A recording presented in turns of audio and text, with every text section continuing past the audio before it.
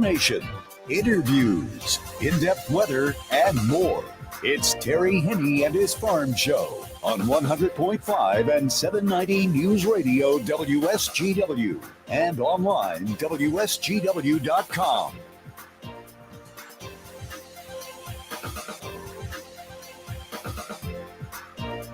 Mostly cloudy and damp. Good morning to you. I hope your day is going well for you, wherever you might be.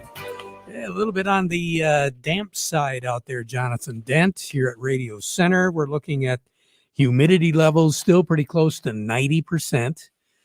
We've had some isolated cells move through as we've moved through the morning. And actually, we've had glimpses of sun, too. So we're getting a little bit of everything other than warm temperatures. Yeah, I had a little bit of everything on my drive in this morning. It started off with some heavier rain showers, kept going. Okay, it's sunny. And by the time I got here, it was some light rain. So yeah, we got the whole experience this morning. Just all over the place. And right now, our temperatures still running well below normal. What have you got on the thermometer? Yeah, right now out at the airport, cloudy skies, 63 degrees. Downtown Midland's looking at light rain at 63 degrees. Bay City, cloudy skies, 62 degrees. And here at Radio Center, light rain, 63 degrees.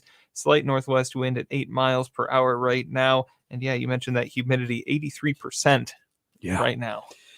For the most part, cloud cover is taking care of much of the state, not only the lower peninsula, but the upper peninsula. We do have a few spots that are reporting partly sunny skies right now, but all of that a function, again, of the clouds, thinning of the clouds a little bit, and breaking down and having a lot more cloud cover. But as we move through the afternoon hours, we're going to begin to thin those clouds out. And tonight, we're going to be looking at partly cloudy skies. As a result, our temperature is going to drop down to pretty close, if not below the 50-degree mark, which is a little bit cooler than what it should be. 53 is what's normal for this time of the year. But all eyes are going to be on tomorrow night and Thursday night, because we will be looking at temperatures, tomorrow night, dropping down somewhere around 43, 44 degrees. Thursday night, we'll be in the middle 40s. Then Friday, we're going to be at Friday night in the upper 40s. Friday ought to be a good day as far as outdoor activities, and that football game on Friday night should be pretty good for those of you that participate, watch the family members play football, or just enjoy going out and enjoying high school sports for this time of the year. And if you do have some loved ones that are participating in sports events on Saturday, right now it looks as though partly cloudy skies and 73, 74 degrees. So it should be a very nice beginning to the weekend. Sunday, we're going to see possibly some cloud cover around, and there is going to be that possibility of seeing some scattered shower activity. I think that's going to happen earlier in the day on Sunday. And then as we move into the later afternoon and the evening hours, all of that will be clearing out. But again, our temperatures are going to be holding up a little bit better, where middle 70s on Saturday, right around 70 degrees for a high on Sunday, as well as on Monday. There is going to be the chance, once again, of some shower activity on Monday, but our long-range outlook continues to be very optimistic. I'm looking at the period of the 17th through the 25th, where we're looking at below average on the precipitation and an uptick, actually above average, when it comes to our temperatures. So we'll just have to see how all of that plays out. 75 is what's normal for this time of the year in the day, 53 at night. Record high in this state is 98. That was set back in 1931. And the warmest September the 12th on record was set in 1931. 98 was our high, 68 was our low. The coldest ever September the 12th was set in 1943. 60 was our high, 32 freezing was our low back in 1943, and that is the record low on this date. Incidentally, a year ago, well, I should say 2 years ago, 2021, we had the wettest 12th of September. 1.31 inches of rain. And of course, that's a far cry from what it was back in 1986, where we had a couple of days in a row, the 10th and the 11th, where we were looking at well over 12 inches of rain for those 2 days. And that was a conservative estimate. We did have a number of locations that were looking at well more than 18 inches of rain. And for the month of September, in some areas here in the Great Lakes Bay area, we finished up with more than 30 inches of rain for the month. Wow. So needless to say, not too much harvesting got done in September of 1986. A year ago today, our high was 68 and our low was 52. So pretty close to where we are today, back a year ago. And we picked up about 0.2 of an inch of rain a year ago.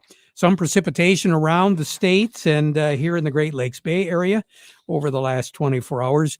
No big gully washers, but down toward the Ann Arbor area, 69, well, I should say 23 and 96.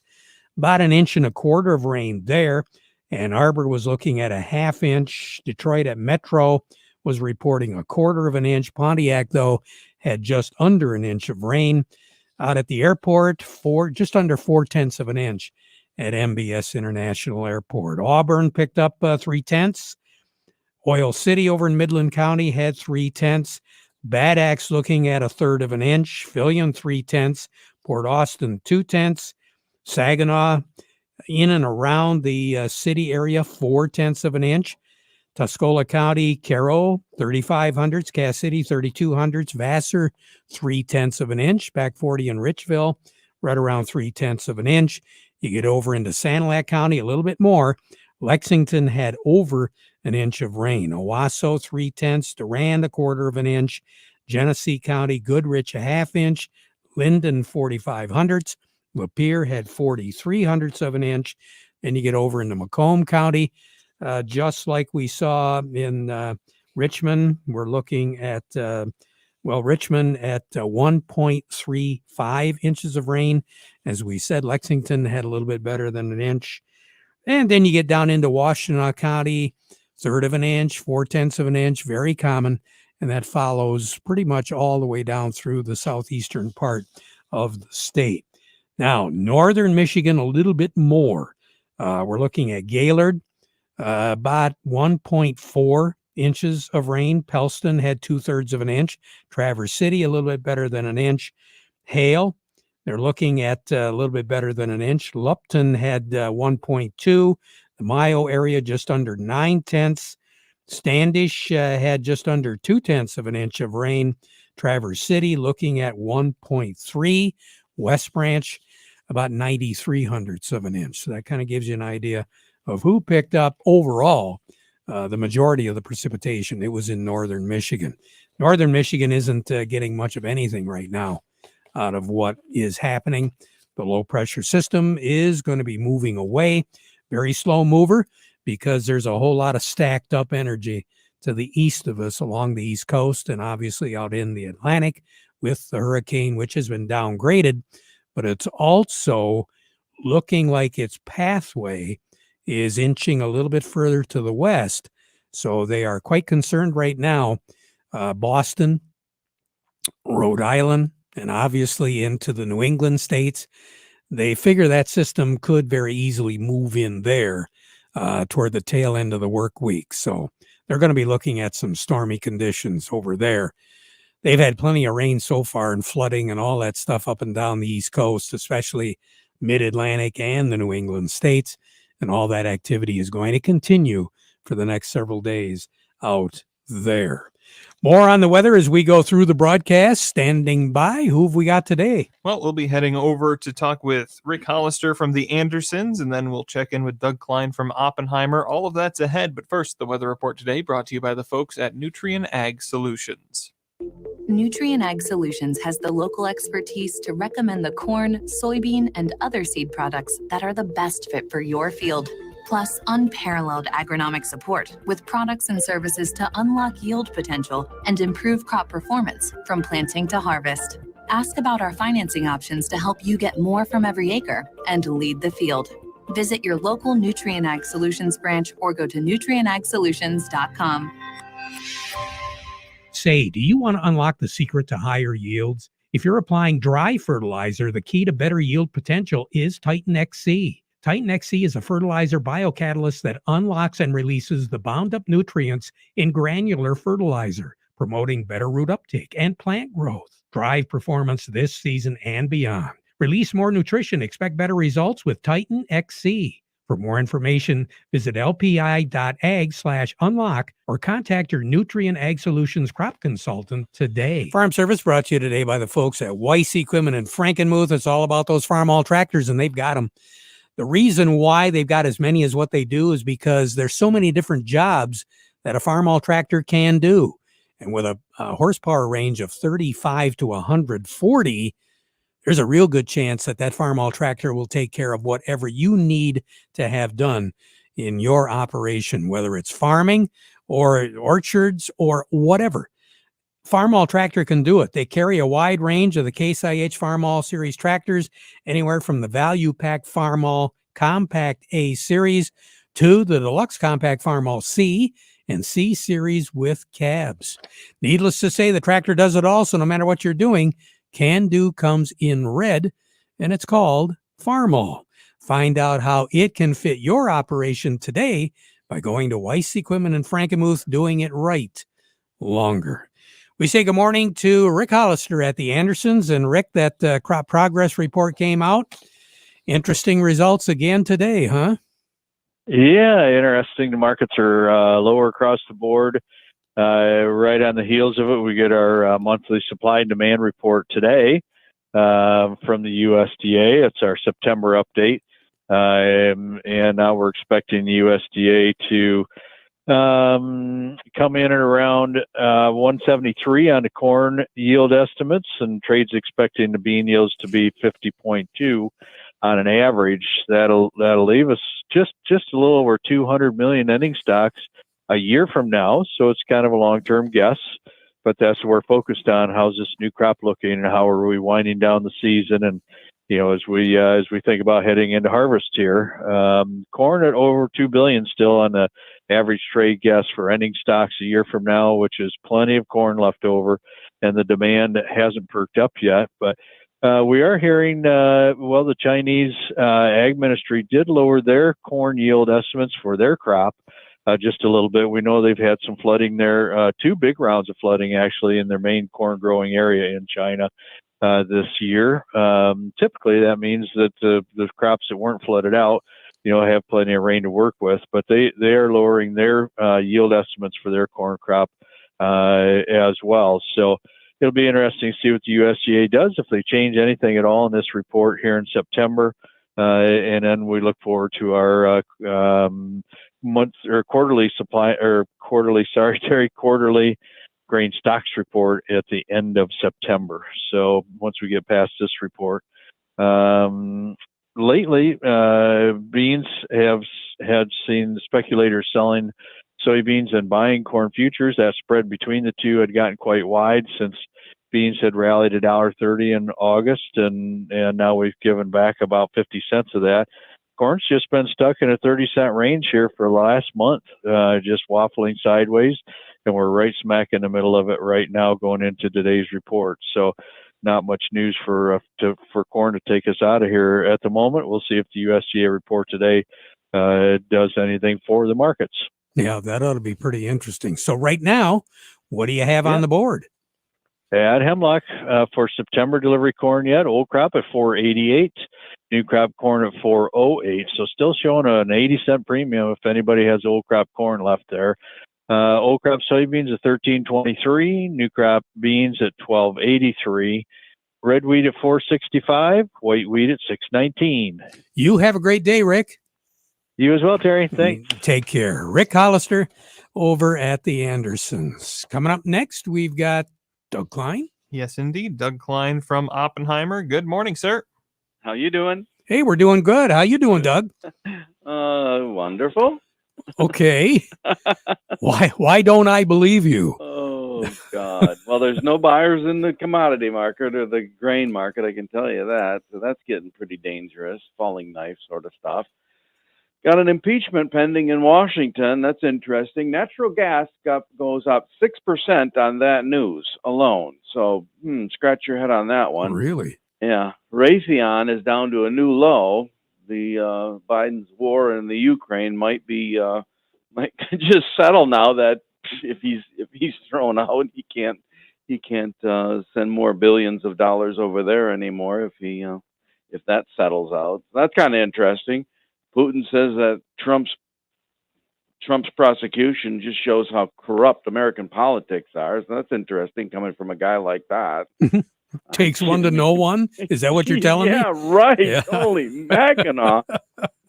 Oh, God. And then Wow. UPS is pretty close to a new low between fuel costs and labor costs and an impending recession. So that's kind of interesting. You wonder what's going to happen at the big three when they cave in and give their huge wage increase. I mean, not that these people don't deserve it. They worked hard and they they struggled through and they took a lot of cuts over the years. So you gotta wonder. Especially with all the COVID stuff over the past 3 years. I mean, these guys really busted it in order to get things taken care of. And boy, I don't know. And the cost. Labor cost is one thing, but raw cost when it comes to just petroleum, upkeep, everything else, those prices continue to soar. These companies, that's why you're seeing the transport companies going through what they're going through right now. Failing and all that. Yeah. I don't know.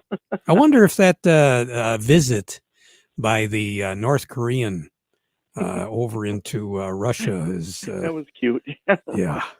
And then Biden's up there in Alaska. What was he sitting there with a telescope or something, watching what was going on, or something? I don't know. Maybe another weather balloon coming across. Yeah, right. Yeah. But oil hit a new high today for the year, so that's sitting at 88.32. That's not good news. But anyway, a lot of the oil service companies are going up today. So if you still got some of those companies in your portfolio, you're okay, I guess. But anyway, like I said, there's no buyers in the grain. So here's your numbers. The December corn is 483 1/4, down 2 1/2. March corn is 497 1/2, down 2 3/4. The November soybeans 1357 3/4, down 11 1/4. March soybeans 1379 1/2, down 11 3/4. December wheat is 575, down 9 1/2, and March wheat is 601 1/2, down 9 1/4. Crude oil 88.29, up $1.63. Heating oil is $3.26, that's down 1 1/2. Gasoline is $2.65, that's up 1 1/4 cents. Natural gas $2.77 1/4, that's up 16 1/2 cents. Over to currencies, Canadian dollar, US dollar buys $1.35.55 Canadian, that's down 15 ticks. The dollar buys 147.12 yen, that's up 54 ticks. The euro's at 107.26, that's down 22 ticks. The dollar's at 104.75, that's up 19 ticks. Gold's at $19.17, down $12.20. Silver's $23.37, down 1 1/2. And platinum's at $913.30, down $11. You have a great day, Doug. Thanks. Yep, you too. Talk to you again. Doug Klein over at Oppenheimer. Market Report brought to you today by the folks at Quality Roasting of Reese, purchasing local soys, processing local beans, and marketing local Exceller meal, which is a high bypass soybean meal for your dairy herd. They've been doing that since 1991. Contact your nutritionist or local feed dealer today and make sure that they check out Exceller meal from Quality Roasting of Reese. Offering competitive, consistent prices for your soybeans. Give them a call for a quote today. And by Freeland Bean and Grain, going to be putting some wheat in this fall, Mr. Farmer. Well, hopefully you'll be able to get on the land in due time. Well, the folks at Freeland Bean and Grain will make sure that you don't skip a beat. Check them out today. Give them a call, or better yet, just stop by and find out what they have available for this fall. Serving you since 1983. We're serving you is their business, Freeland Bean and Grain. Up next, we'll have We'll have Jerry Samolsky from Bay Landscaping and Garden Center on right after this. Hey, new vehicle shoppers. Between out-of-control rising interest rates and rising prices, what do you do and where do you go to do it? You guessed it. You head to Cook Chevrolet at the very top of the hill in Vassar. At Cook Chevrolet, we work tirelessly finding solutions to help you beat inflation. And the best solution this month is in. It's the Chevy Equinox and Chevy Blazer. Forget interest rates and forget high sticker prices. At Cook Chevrolet, you'll find the Chevy Equinox leases have dropped. You heard me right, dropped to less than $300 a month, just $295. And the larger Chevy Blazer is now as low as $309. Payments haven't been lower than these in years, and these are 2024 Equinoxes and Blazers from $295 and $309. That's Cook Chevrolet M15 top of the hill in Vassar. P.S. We've got almost 100 Silverado pickups in stock and on the way. Payments based on GM employee and family lease. 10,000 miles per year and includes all rebates. 2,000 cash or trade down. Call or visit us online at cookchevysuperstore.com. Chevy, find new roads. Farm Service brought to you today by the folks at Steiner Tractor. New parts for old tractors made easy. Just give them a call and they'll take care of it for you. 800-234-3280 or go to steinertractor.com. We say good morning to Jerry Samolsky, Bay Landscaping and Garden Center in Essexville. And Jerry, I took a look at a couple of spots where I had put grass seed in. I'm going to have to mow it. Yes. Yeah, that's something that people really don't understand is that, it's so young, I'm going to hurt it. I can't mow it. Mow it as soon as it needs it. It'll take it. It's tough. And then the same thing. After the first mowing, fertilize it. It wants to be fed. They're babies. They get fed often. So, new grass, mow it as soon as it needs it. Fertilize it after the first mowing, and dividends will be great. I mean, you need to keep up with it that way. It's so much better. I've had people wait till it gets 6-8 inches tall. Well, I was afraid to get on it. You need to get on it. The only caution I would have is make sure it's dry enough that when you mow it, you don't rut it up because it's too wet. Yeah. And right now we can be doing that real easy. Rutting things up. Right. Yeah. Yes, you can. Yep. Jerry, you take care. Have a great day. All right. Yes, sir. Okay. Jerry Samolsky, Bay Landscaping and Garden Center in Essexville. Over we go to Craig Voorhees. Yes, indeed. Craig, good morning. Good morning, fellas. How are you? Hey, a little soggy, but other than that, we'll make it. I got a funny feeling that if you want to do some harvesting, you better have an umbrella with you, huh? In more ways than one, Terry. Yes, it is a little soggy out for sure. And in the insurance world, the umbrella does cover all of your policies. Right now, there are digging sugar beets. So we got equipment on the road, trucks on the road. So any one of those items involved in an accident, the accident can generate a lawsuit, whether it be from the farm policy covering the equipment or from the auto policy covering the trucks.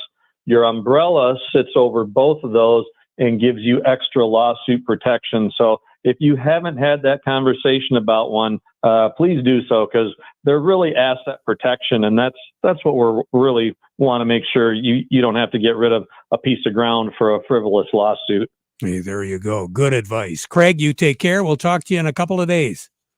All right. Thanks, fellas. Oh, you bet. Craig Voorhees with the Rummel Agency. We'll be right back. The seasons change, but the chores never stop. It's time to gear up for fall with a John Deere compact tractor from Hudson. Plenty of inventory and thousands in savings, like a 23-horse 1023E with loader for just $17,499. And right now at Hudson, get financing as low as 0% for 84 months on select models. Offer ends October 27th. Some restrictions may apply. See dealer for details. A John Deere compact tractor from Hudson. Your fall chores just got easier. HudsonInc.com. This year, Dairyland Seed is introducing our best corn of all time.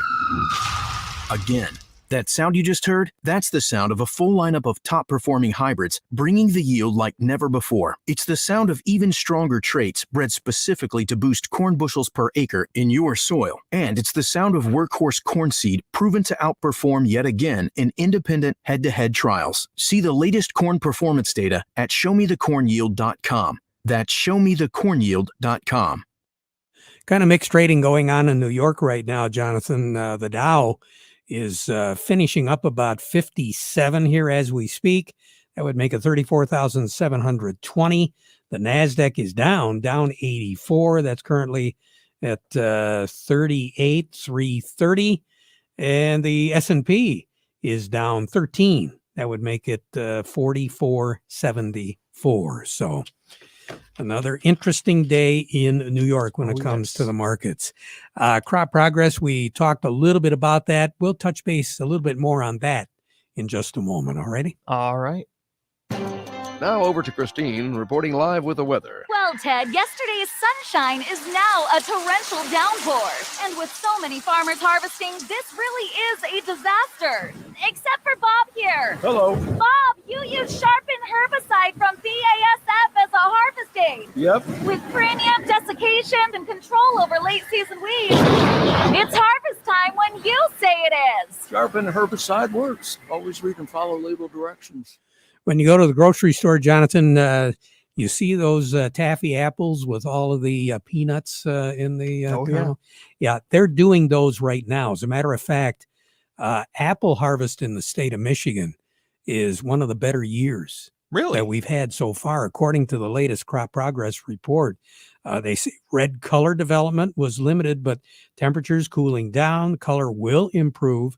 The southwest part, apples were predicted to mature a few days earlier than last year, which is contrary to a lot of the crops where everything is behind. Yeah. But the apple crop, they say, especially in southwest Michigan, is a little bit quicker. Empire and Jonathan were being harvested for taffy apples, and McIntosh harvested for sauce. Oh, applesauce. Okay. I'm like, what kind of sauce? But no, applesauce. I understand. You're getting good. You're getting there. good. Yeah. Give you another year and you'll be all set. Yeah. Premier Honey Crisp and Minnesota harvest. I don't have any idea what that is. Wrapping up in the west central part. They're already wrapping up. Yeah. Wow. The McIntosh, Gala, and Honeycrisp were harvest predicted to begin shortly for some growers in other parts of the state. But as we mentioned, as far as the crops, the major ag crops, the corn, the soys, that sort of thing, maturation is a little bit behind what it has been over the last 5 years. We'll be back at 12:30 with an update, so you stick around for that. Now we conclude our program with a playing of our national anthem.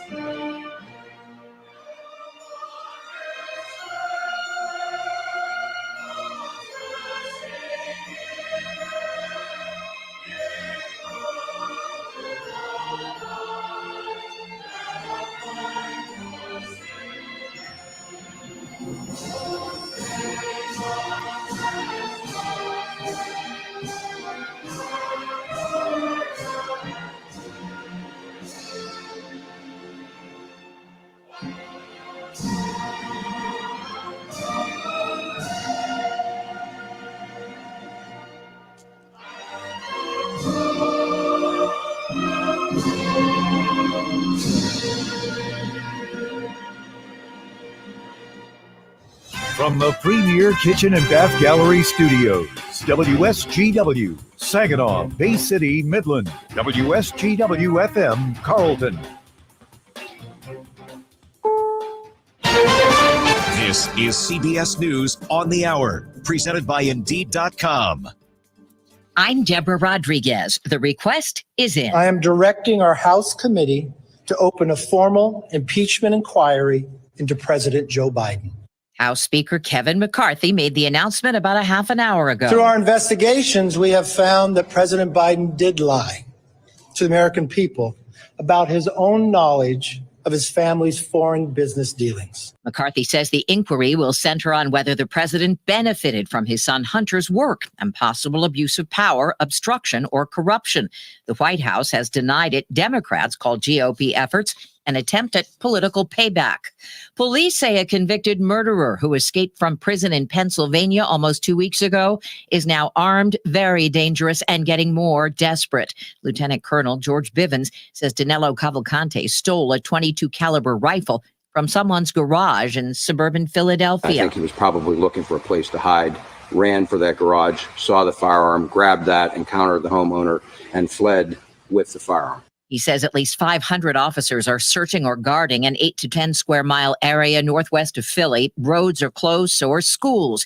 Police are advising people who live nearby to stay inside and lock their doors.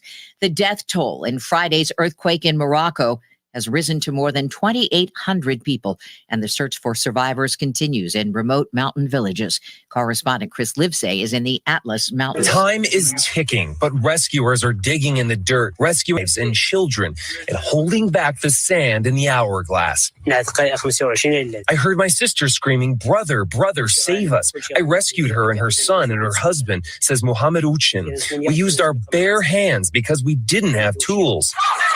But such scenes of joy, more common shortly after the quake, are growing increasingly rare. A dire assessment of human rights in Afghanistan. CBS's Cami McCormick. Human rights in Afghanistan are in a state of collapse. UN High Commissioner for Human Rights, Volker Turk. The shocking level of oppression of Afghan women and girls is immeasurably cruel. And he said corporal punishments and public executions have resumed, and there are reports of torture and detentions. The New York Jets' great green hope is out. Down goes Rodgers in the sack for Leonard Floyd. CBS Sports has learned an MRI shows QB Aaron Rodgers suffered a season-ending injury last night, a complete tear of his Achilles tendon. Dow's up 53. This is CBS News. You need to hire fast and hire right? You need Indeed. Their all-in-one hiring platform helps you attract, interview, and hire candidates efficiently. Visit Indeed.com/credit. Live from the 100.5 and 790 newsroom, this is WSGW News.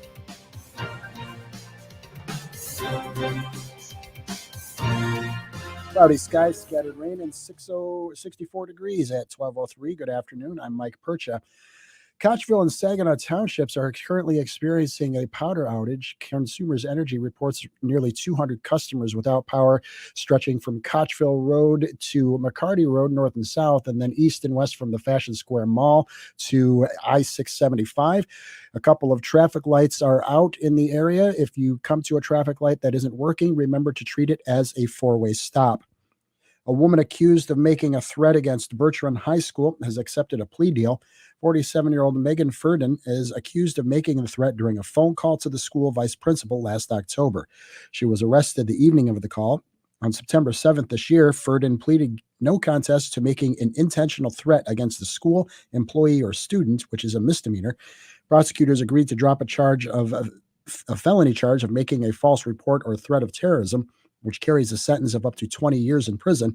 Instead, she faces up to a year in jail and a $1,000 fine. The search for a missing fisherman in northern Michigan has come to an end. The Manistee County Sheriff's Department reports the body of 63-year-old Merle McVeigh was found by divers 3 miles from Arcadia Pier in Lake Michigan. McVeigh went missing 2 weeks ago. On August 27th, McVeigh's fishing boat sank, sending all 5 people aboard into the water. 3 people were rescued. Another person, 77-year-old Minette Batchelder of Crystal Lake, was pulled out of the water unresponsive and did not survive. Michigan, along with 40 other states, have come to a settlement with Tempo after they were found to conceal contract terms and costs to retailers. Tempo offered financing to major retailers like Sears and Kmart. They were accused of tricking consumers into signing leases and forcing them to pay above market price for goods and services. Though through the settlement, Tempo is permanently banned in future leasing. They'll also be required to pay a $2 million penalty, with $1 million going to the states and $1 million to the Consumer Financial Protection Bureau. WSGW News Time, 12:05. Now for today's weather forecast. Cloudy skies with scattered showers. A high of 64 and partly cloudy tonight with a low of 46. Partly to mostly cloudy tomorrow with a high chance of isolated showers and a high of 63. And sunny on Thursday with a high of 67. This is WSGW, your connection to the Great Lakes Bay region and the world. Throw ball up the middle, and that's going to be grabbed by McKinstry. Quick flip to second, one relay to first, and they turn a spectacular double play. The Tigers play 6:15 tonight on 790 News Radio WSGW. Jamie Markley, David Van Camp, and Scott Robbins. We just become best friends. Yep. Making sense of it all. Now I get it. And having some fun. Lighten up, Francis. This is the Markley, Van Camp, and Robbins Show.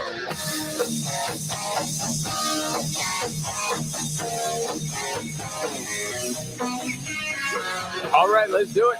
The Markley, Van Camp, and Robbins Show. Jamie Markley, David Van Camp, Scott Robbins. There's a lot popping, man. Okay, no, don't even mention that Achilles. We'll get there in Rodgers in a little bit. Start here. I mean, news-wise, we're talking about an impeachment inquiry. Yeah, House Speaker Kevin McCarthy put out a statement and gave a quick address to the media today saying that he would he is greenlighting the opening of an impeachment inquiry into President Joe Biden. Okay. Through our investigations, we have found that President Biden did lie to the American people about his own knowledge of his family's foreign business dealings. We know that bank records show that nearly $20 million in payments were directed to the Biden family members and associates through various shell companies. All right, let's time out for a second because there's more to this statement. The one thing I do think it's important about what he just said is over the half the country, I'm betting, doesn't even know that. Because it wasn't reported. Because we don't have an honest media. No. The Treasury Department alone has more than 150 transactions involving the Biden family and other business associates that were flagged as suspicious activity by U.S. banks. Something else most of the American people have no idea. Yeah. Even a trusted FBI informant has alleged a bribe to the Biden family. That's why today I am directing our House committee to open a formal impeachment inquiry into President Joe Biden. This logical next step will give our committees the full power to gather all the facts and answers for the American public. Okay, David. Yeah. What exactly does this mean going forward, do you think? What it means is that it just ramps up a little bit more. There's more of a focus on saying this is the goal of any investigation into the president and allegations of bribery and all of that. So there is a laser focus on this. It's just the next step towards an impeachment, which I believe they will get underway. I'm of two minds of this because on the one hand, I'm glad that he's finally advancing the ball down the field. Yes. I am kind of frustrated because everything he just said there was true a month ago. Correct. So I'm not really sure why you're waiting for all of this. But the other thing is, I will say I appreciated the way that he laid it out in that it was because you look at some other guys, James Comer, Jim Jordan, not to just, I'm not trying to insult them, but they get so deep in the weeds of saying, here's this, hard name guy from Ukraine. Here's this other person from Kazakhstan. They get so messed up in the details that it's easy to sort of glaze over. You got to stick with headlines moving forward. Hey, man, this is the exit ramp for Joe Biden. You mean a forced exit? In these times that we live in, I don't want to be a distraction on my Democrat Party. I'm going to go ahead and step down. Although I've done nothing wrong, I'm going to go ahead and give the keys to somebody else because right now it's just too distracting. Ooh. And my, for me to continue on. And we need to win this election because this is a very important election because democracy is at stake. That's what you're seeing right now. That's how I felt the minute I heard this. I'm like, here's the exit ramp. And they'll push him into the exit ramp. They'll say, Joe, say this, say this, say this. Adios, amigo. Here comes Gavin Newsom. Okay, well, hold on a second. Are you saying this is going to go down like before Thanksgiving? I'm saying, well, geez, that's only a couple of months. Well, what are we talking about here? Maybe.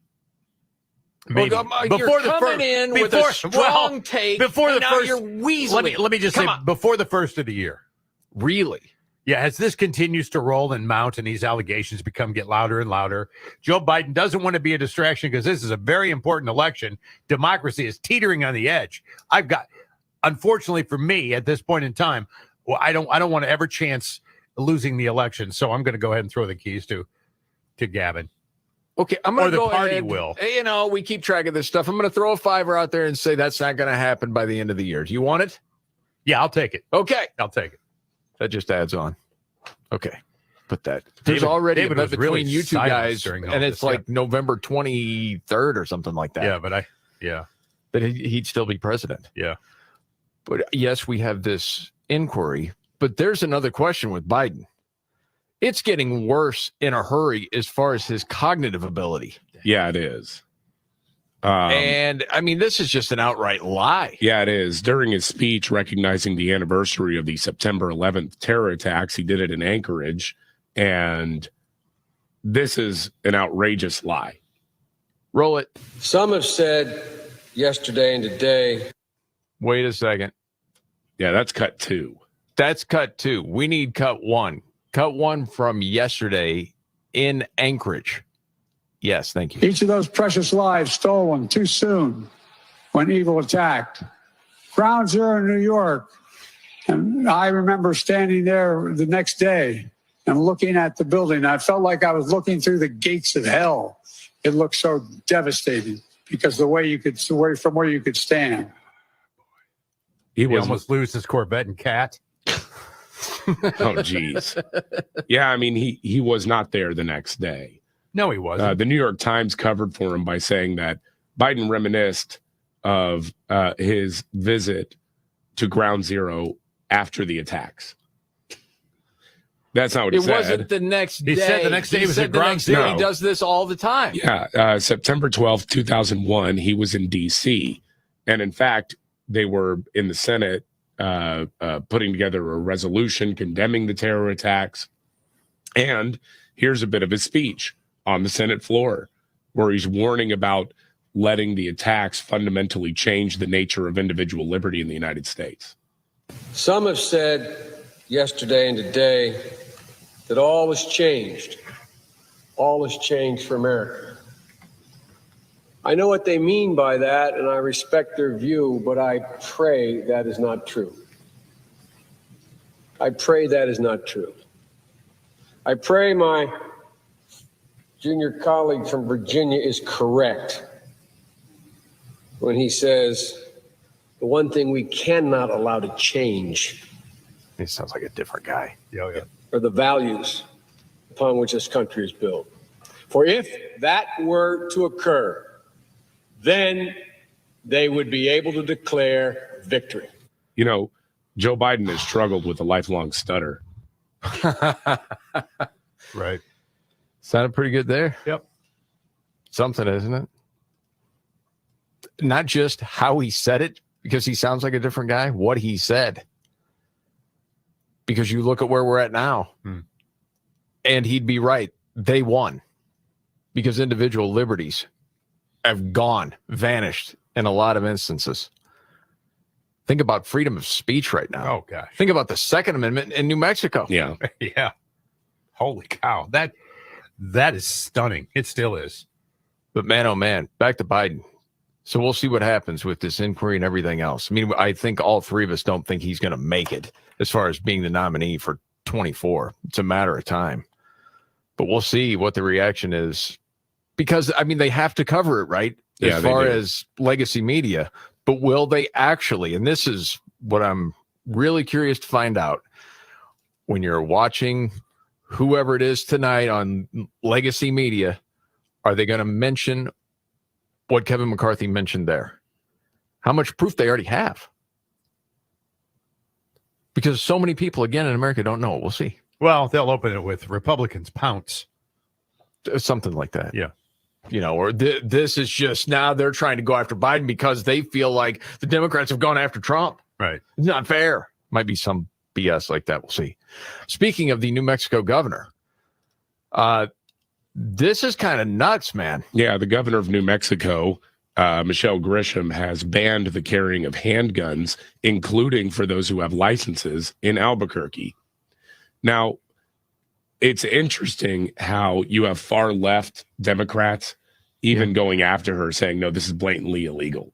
And the reason they feel that way is because they know if this thing really gets tested in the courts, it very well could lead to the ending of all handgun licensing in America.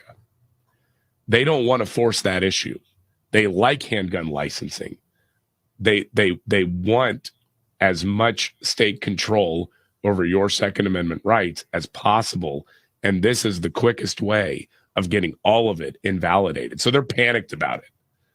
Then you've got this whole emergency declaration. Right. Then you've got, the local sheriff who's saying, I'm not enforcing this. I can't enforce it. It's not legal. Right. But she's still out there saying, no, we're going to see if this is legal. On CNN this morning, she was asked a hypothetical question and her brain melted down more than my vocal cords are right now. Wow. Okay, let's hear that. What if a Republican governor of a state declares a health emergency and unilaterally outlaws abortion in that state where the legislature has not done so by statute? Following your logic, would that also be sound? In this situation, honestly, I don't think so. But that is what's happening in this country, is that we've got extremists on this question and on reproductive rights. And the issue about the emergency order, the difference here is I had an 11-year-old that was shot and killed with 17 rounds in a road rage. I got a call from a surgeon whose husband was killed in the exact same way in Albuquerque. The difference, the 11-year-old, that's tragic. Yeah, it is. What about an 8-month-old ready to be born? Well, again, answer the question. Yeah, won't do it. You answer the question. They won't do it. Here's the rest of her. Violence is growing. Every single investment and strategy, including a bold call to action, has failed. And here, this is about protecting everyone's rights. The Republican governor is about restricting some rights. No. Stop with the every strategy's been tried. You're in possession of an illegal gun, 3 years automatic or 5 years. Take your pick. Has that been tried? Yeah, but now it's racist, according to Democrats. Oh. Yeah. It's racist to stop. I mean, if we're talking about most killings across the country, it's blacks shooting blacks. Correct me if I'm wrong on that fact. It is. Yeah. Then how is that racist? It's illegal to possess a handgun if you're not authorized to have it, if you don't have the license. Well, or if you're a felon or things like that, depending on the state. Yeah. If you are